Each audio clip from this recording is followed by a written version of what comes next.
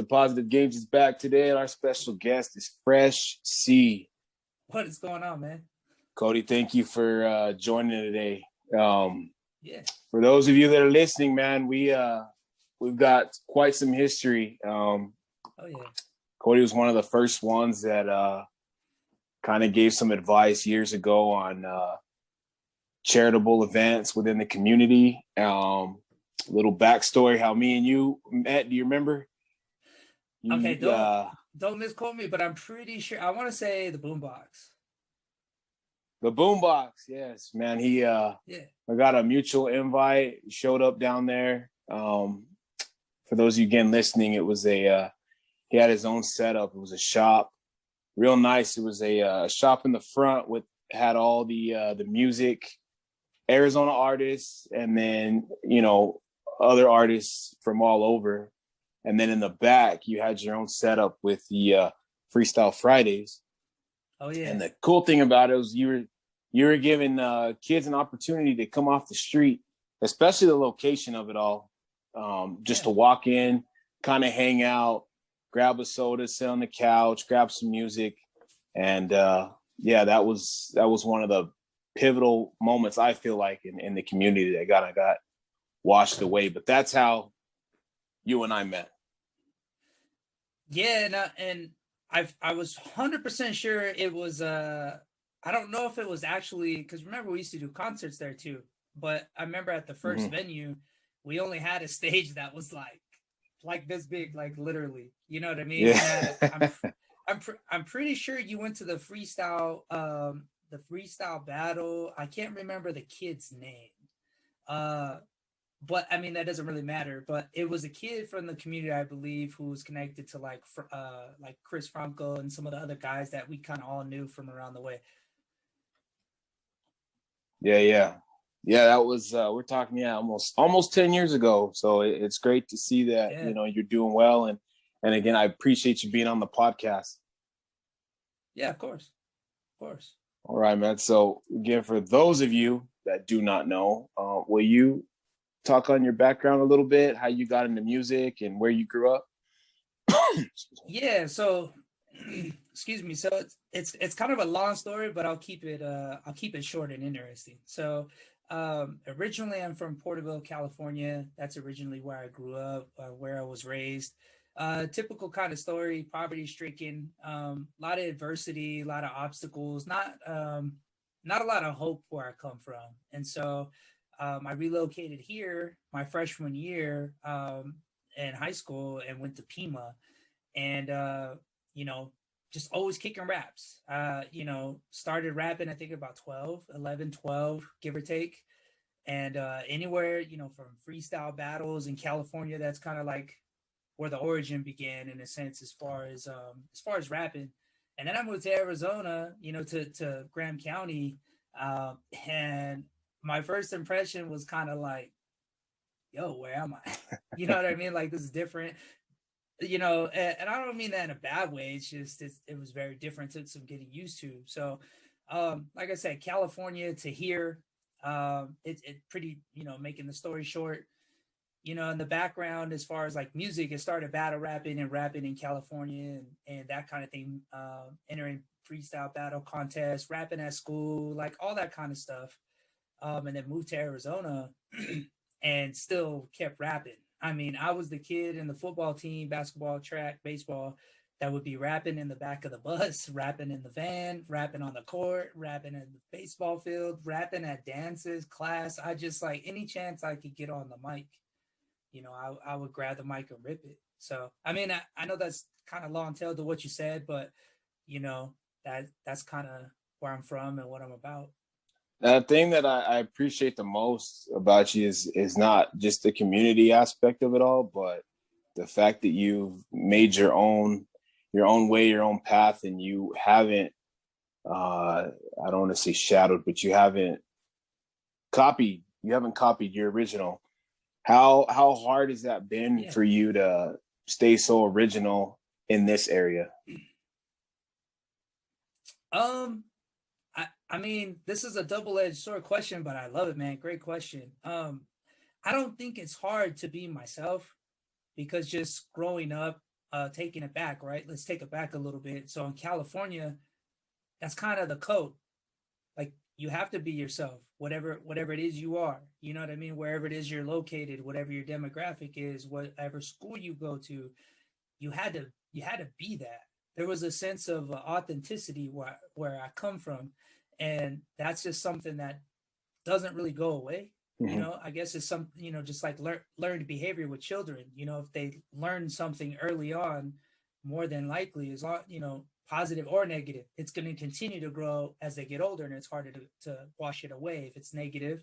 And if it's great positive, then, you're on your way. So with that being said, I just always stayed who I am. And it made it I will say this place has made it difficult because being yourself here, I don't feel is represented in a manner that's respected. And what I mean by that is everybody in this location likes to be like everybody else. Everybody wants to imitate something. You get a truck with a 6-inch lift, so does your neighbor and your neighbor's son and their cousin. You go into a certain career path, it's almost destined for you or the children of whoever coming up to be in the same path. So when you see this kid rapping, doing, I didn't name any of the other stuff, but just doing other things that I do, and I'm wearing an orange hat with a green bill and a yellow shirt, and everybody else is wearing black and white, they're like, who is this guy? And in some cases, it's been a good thing. But worst case scenario overall, it's been a bad thing. But like you were saying, and I appreciate it, I'm only going to be me. I don't want to be anybody else. So I'm unapologetically me. You know what I mean? Because it's made it harder, but I don't care. It's never stopped me. I don't lose sleep over it, kind of thing. I just like your show, the positive gains, right? I choose to be positive because I could easily, and I've seen plenty of people do it in this music business, even some whom I was with in the beginning. None of them are here. Zero. So I look at it in this sense. The thing that keeps me going is knowing that I'll be able to pioneer something, help somebody, because I know this will motivate or help somebody in some form, shape, or way. If I haven't done it already, right, it will, and it'll live on, and it'll carry on.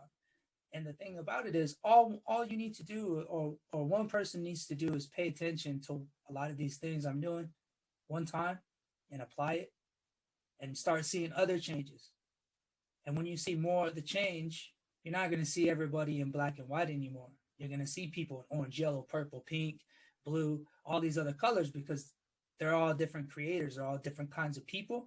And I think that's one of the main things that keeps me on that high end, is to know that this will positively impact somebody.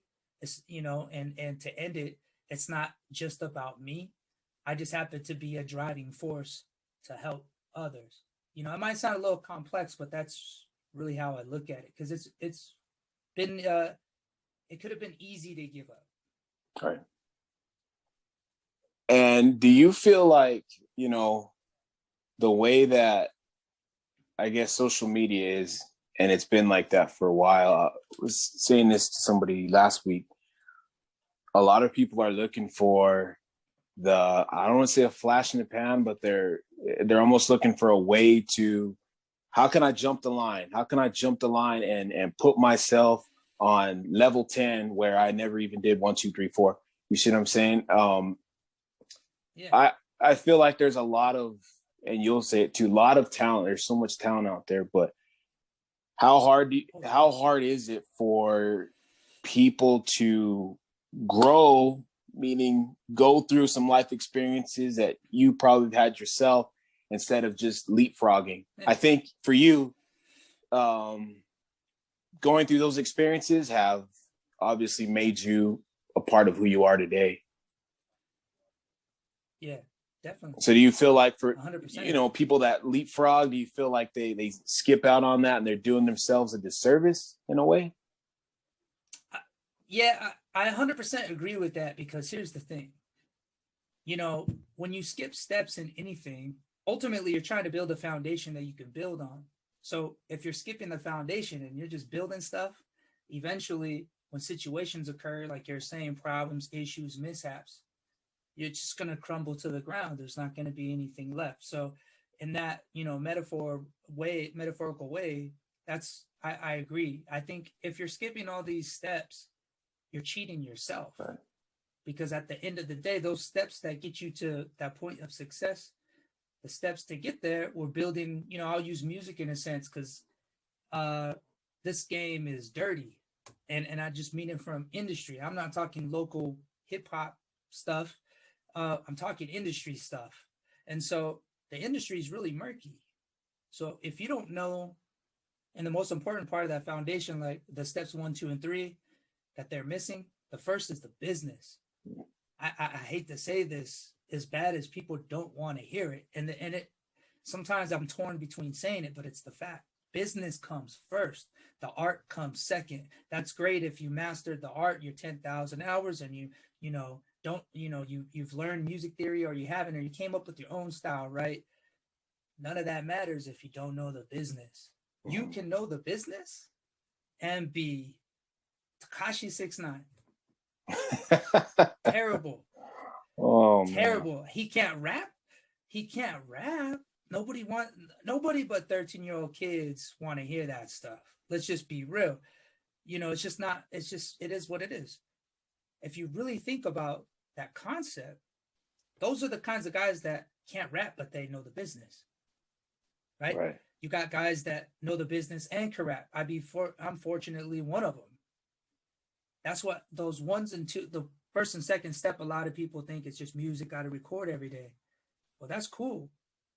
But there's so much more to it. Like, and that's not even enough. But to answer your question on the steps, yeah, it's a disservice to themselves, because in the end, when you get to that point, you won't know how to handle and deal with these things that you triumphantly went through on steps 1 through 4. Now, how do you learn something like that as far as the business side? Because most people probably won't have too many people in their corner that know how to do it. Is that something that you've got to research on your own, or do you got to put your trust into somebody that knows about it? How do you go about doing that? And my best advice for that, just on that subject, is man, like, kids have it easier now. I'm only going to use the comparison because you have Google. You have a internet-based web crawler that constantly grabs information from any place, anywhere. Now, when I was growing up, I didn't have that. So what I would do is I would listen, taking you through the process, I would listen to the radio. So you got to think, growing up in California, I had good choices for radio. So I would listen to the radio. And back in the 90s, they used to do radio interviews with a lot of artists. So I would listen. I listened to everything. So no, I didn't have any homies in the street that were legit rappers. So I couldn't learn the business. I learned hustling. I learned that aspect and how to protect myself from survival, but not the music business. So I had to get the music business information at that time by actually doing homework, like school. I hear somebody's on the radio, I'm tuning in, and I'm sitting there, and I would take notes. This is how crazy about it I was. I would take notes and write stuff about Run DMC's interview, or like different. They used to do reruns, is what Power 92.3 The Beat used to play, and then any rapper, right? MTV, Yo MTV Raps, BET, Vibe Magazine, Source Magazine. I would read. So how I got my information was using all the elements. So watching what I could on the tube, reading some literature or magazines, and then, listening, excuse me, and then learning from all the information. But now you have Google. You can sit in your bedroom, half awake, 2 cups of coffee deep, and read. Right. There's plenty of courses and stuff that you could take from, if you got to find somebody trustworthy. So to answer the other part, my advice in this business is take, it's hard not to be, I'm being as real as I can, but staying as positive as I can, because this is like a crazy scenario as well, is just be aware of who you're getting the information from, if it's from somebody whom you think you can trust. So kind of validate, you know what I mean? Like there's ways to do that. So me firsthand, I'd rather go to it. That's what I did. I created and found innovative ways to learn, and I had nothing. Right. You know what I mean? Like I would just use the resources, but now that, you know, younger kids have Google, there's so many forums. There's a lot of information out there, but you just gotta want it, you know? Giving the game away right now, we have to have people charge you. Oh, let's get into the music, man. This is a funny story. 2 days ago, we were driving, and your song pops on our on the phone. Yeah, we have a shuffle, and it was that's tight. What was it? Don't Judge Me. And my daughter freaked out in the back. She was like, "Oh my God, Dad, don't turn it off. Don't turn it off. It's my favorite song. It's my favorite song." I said, "All right, we're gonna let it play. Don't worry." So tight. And she every time one of your songs come on, this is no lie. She says, "Hey, I've met Fresh C. Dad, I know him. So she gets a big kick out of it. That is so cool. Yeah, her and my boy. What's your daughter's name again? Jade. Jade? Yeah, Jade. She's a 7-year-old. Yeah. Shout out to Jade one time. Thank you. You know, you'll have to play that for her sometime. Listen, she will. IG, you know, she will fight somebody over it. I am not joking, man. Because a lot of times with songs, man, you know, I've heard it and I'll you know, play through it or skip it. Not yours, but just in general. And so she made sure don't move it. So but yeah, your music. I really can't pick out my favorites. Man, you've done so many. Again, I'm always appreciative of the fact that I feel like you widened my knowledge for music, especially in Arizona, because I did not realize that there were so many rappers, you know, out here. Yeah. But let's just talk about your music, the inspirations behind it. I know you went on a tour, I want to say last year, was it about a year and a half ago? Yeah, I've been off the road for the first time. Yeah, about a year and a half now. It's scary. Yeah, scary, so we'll just start with your music, you know, the inspiration behind it, how you felt when you finally, you know, released your first I think the correct term's EP, right? Yes. Nice job on that one. Yeah. And just as a disclaimer for people that are listening, like it's hard for artists. I have yet to ever release an album. So I've released tons of mixtapes throughout the years. Mike has plenty of them. And I'm sure because he's been there. So shout out to him. But no, it goes back to like what you were saying earlier about the steps, right? Like if other people do their due diligence, if they wanted to get into music, there's a huge difference between a mixtape, an EP, and an album. So I respect that. So kudos to you on that. But the other thing, like just as far as music, is starting with just the rapping, because I haven't until just here recently kind of opened up publicly about the other things in music I do, from production to engineering. Right. But so rapping, like just to go all the way back, like to be 100% realistic, is like rapping saved my life. So regardless of all these things that happens to, you know, things that have happened to me while being in this community and other communities too, because of my career choice. Right. It's not something people do. So it saved my life though. And where I come from, you know, for people who don't know, I come from a very, you know, like I said earlier, poverty-stricken background. And you see all the extremes, like everything that's kind of going on in Safford currently, and people are kind of freaking out. If you could amplify that times 1,000 or more, this is how it was in the 90s in real life. This is it's a walk in the park. But rapping, to me, the reason why I did it is I loved music. Right. I loved any music. It wasn't just rap. So like jazz, blues, folk music, country, classic country, rock, metal, grunge. Like I listened to everything. I was just a sponge. And I decided to just start writing rhymes. And what kind of inspired that, in the very early beginning, 7, 8 years old, I was writing poetry. And my mom inspired that because she used to get her poems published in Reader's Digest. It was like an old school book back in the day that like women would read. Mm-hmm. And so she kind of helped me out with my pen game.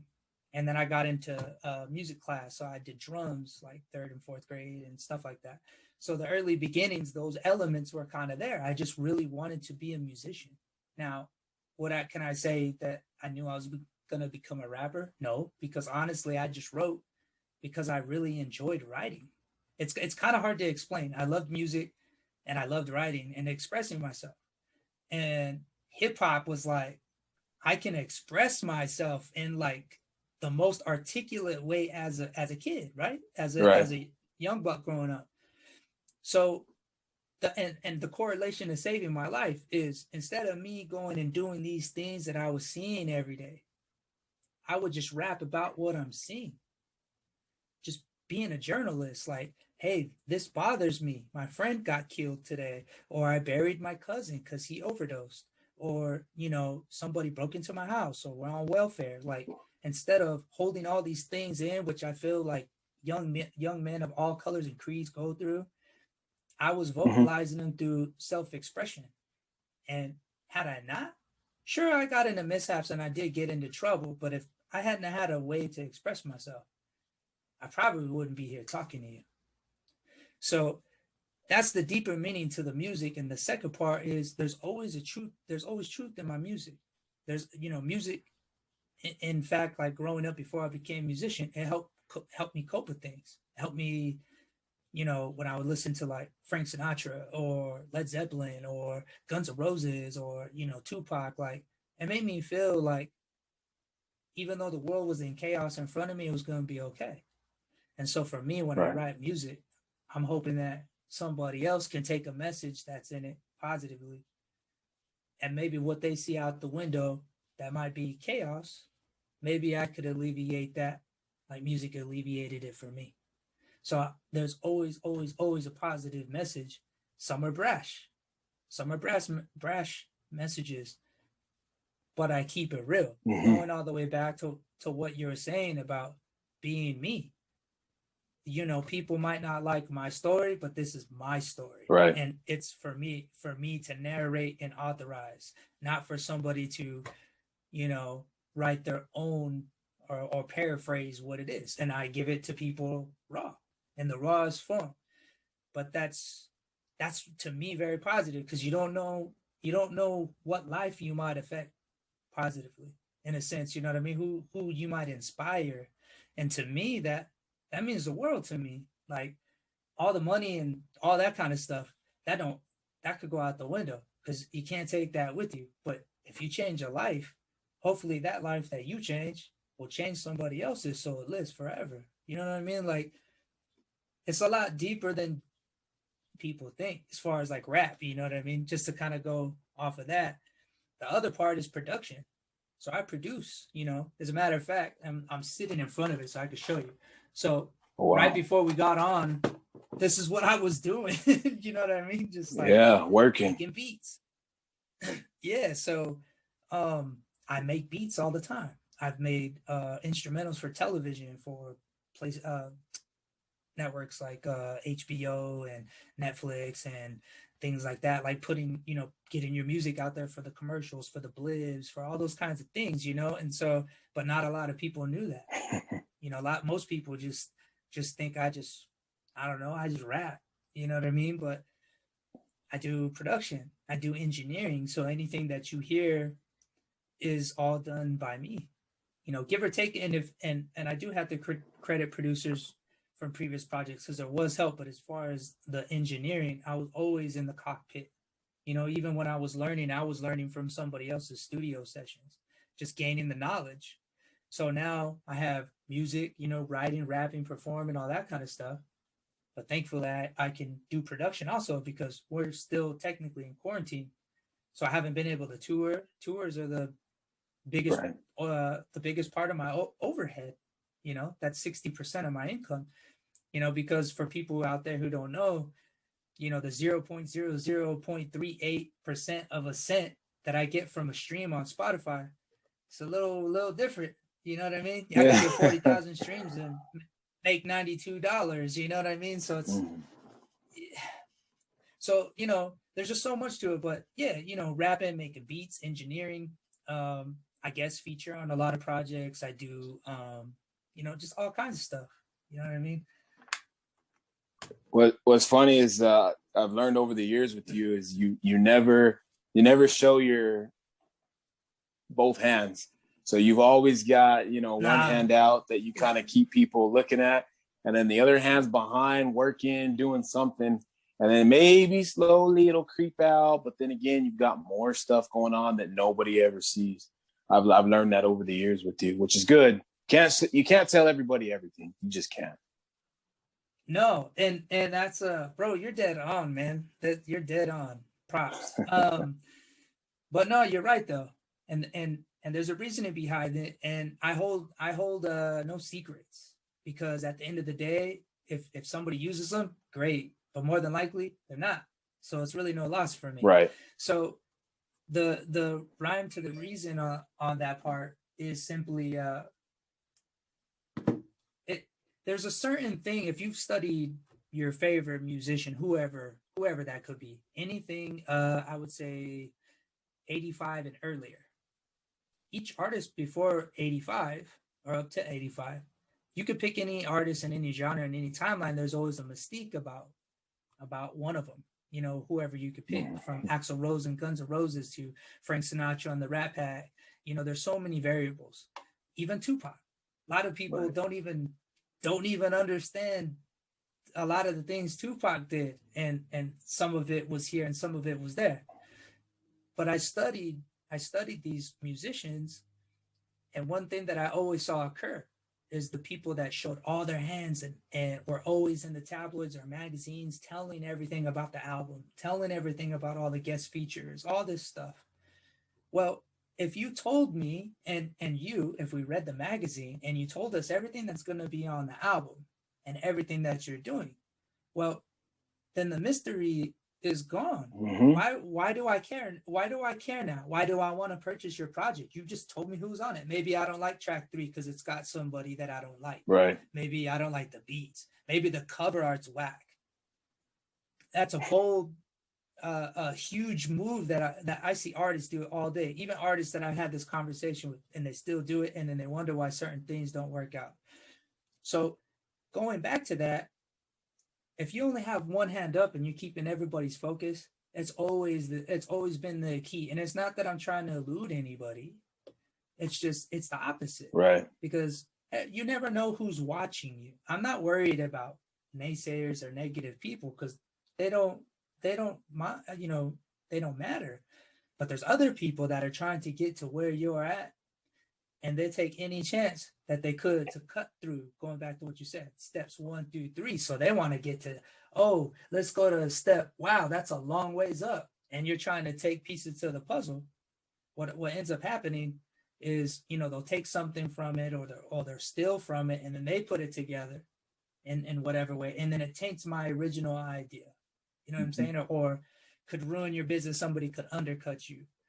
But at the end of it all, you got to give people a reason to want to care anyway, especially look at how music is now. I could drop an album produced by Dr. Dre and have Eminem on track 2, and people will forget in 5 days. Yeah. Yeah. You know, because this TikTok video of somebody's sister who blew up, and skateboards all of a sudden blew up on day number 6, and now nobody cares. Yeah. You know, it's like, yeah, the trends are crazy. You know, but it's super wild, man. But it's true though. That's so true. It's like the world is like distracted very easily. So the whole key point is keeping somebody's attention enough to have them there for you to even care. You know what I mean? For you to even pay any attention to what I'm doing. What's been the the feedback? So when you go out and you do a show and you know, a lot of people show a lot of love, and I know you keep in contact, you know, with some people, and I'm sure you got people come up to you, kids and even adults. Hey, like you were saying, hey, your music helped me, or this track helped me, or I really like what you did here, because that's something that I was going through.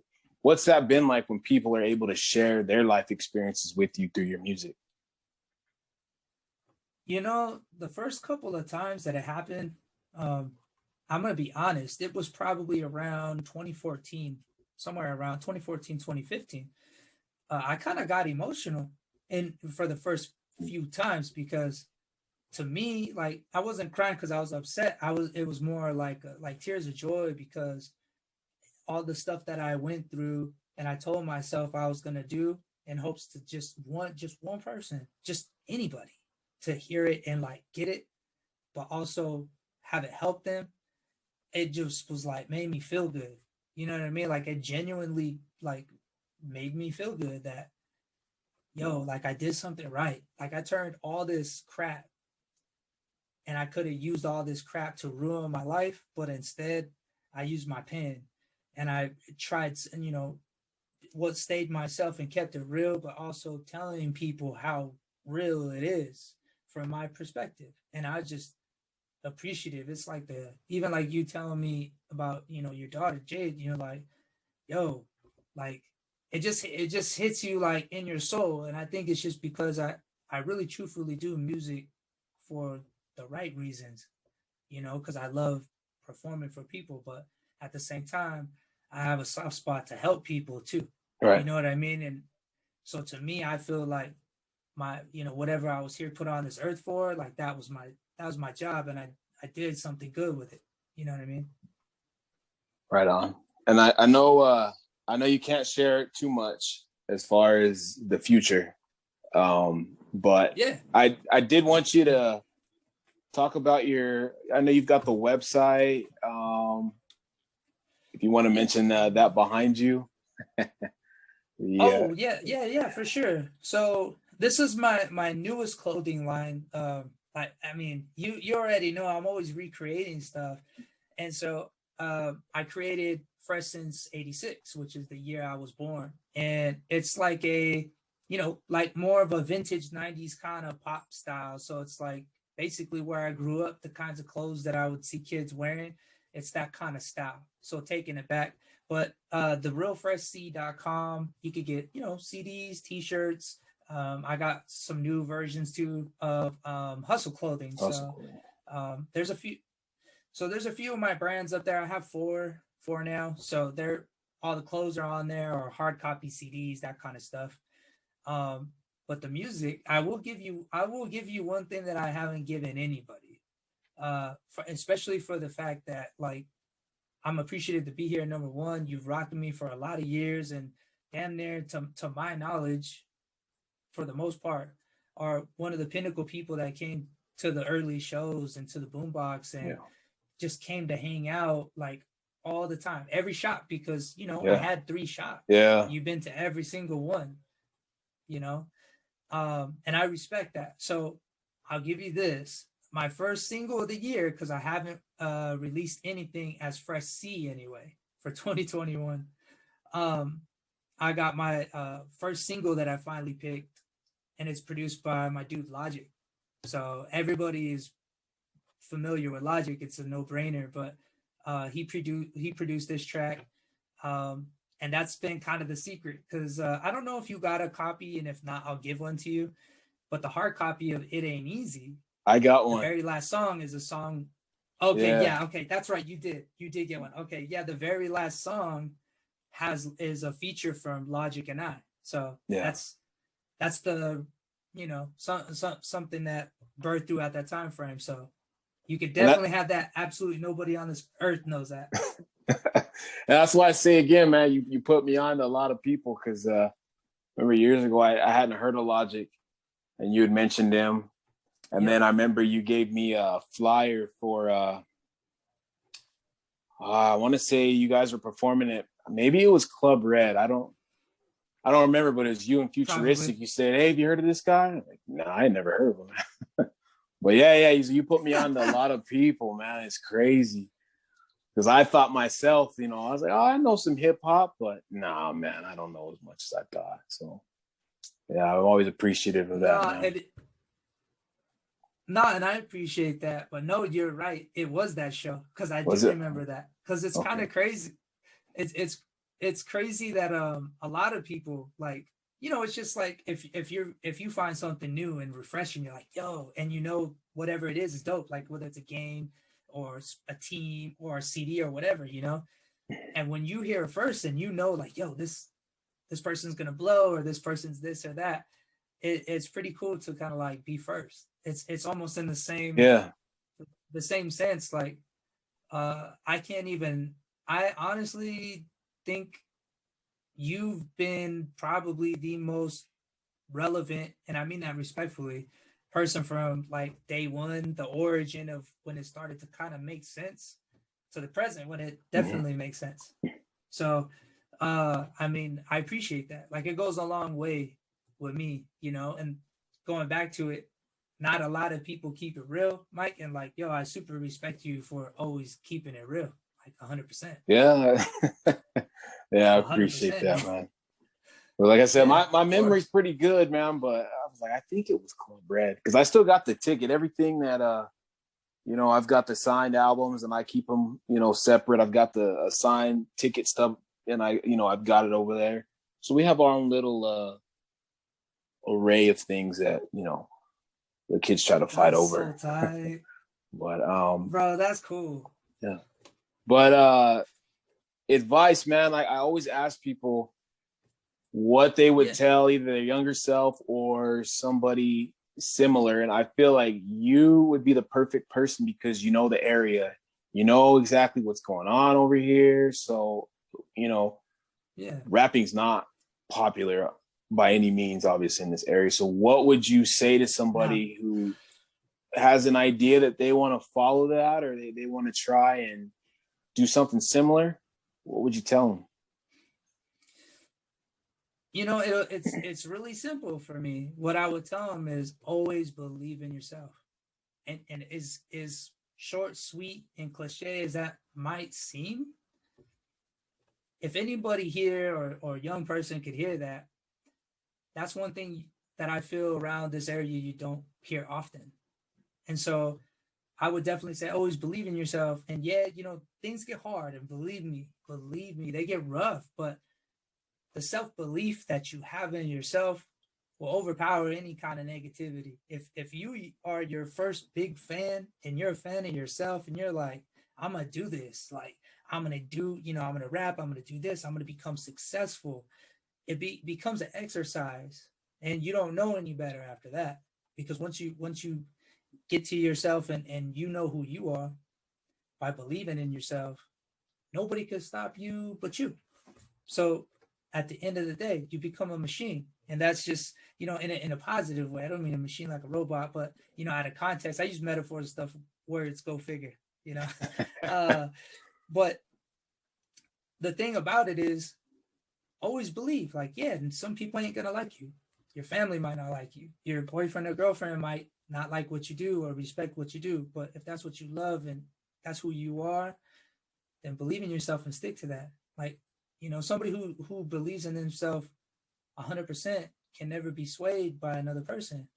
Because how are you going to tell me any different? And that's kind of like the secret sauce that's gotten me to this point, is being myself. I'll take the hits. I've taken them. I've taken beatings, and I don't mean that like fist fighting. I mean, yeah, in my younger years, whatever, I'm good now.